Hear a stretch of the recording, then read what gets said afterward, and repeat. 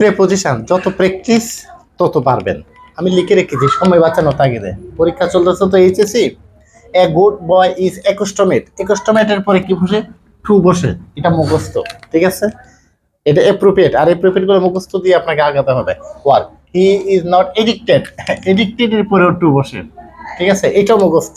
Any bad things, he is not averse, এর পরেও to বসে, averse two.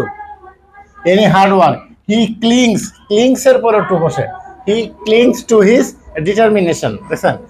Since he is use to, এই যে আমি অ্যাপ্রোপ্রিয়েট এখানে বেশি ব্যবহৃত হচ্ছে, এটা আপনাকে মুখস্থের মাধ্যমে ওভারকাম করতে হবে। Hard work, he is not doubtful. ডাউটফুলের পর আমি এখানে অফ দিলে হয়, অ্যাবাউট দিলে হয়, যে কোনো একটা দিলে হবে। হ্যাঁ, his success, he is very much conscious এর পরে অফ বসে, অবগত। His duties, he is not boastful, বুস্টফুলের পরে অফ বসে, he is not boastful of his talent. দেখছেন অ্যাপ্রোপ্রিয়েট গুলো কতগুলো আসছে।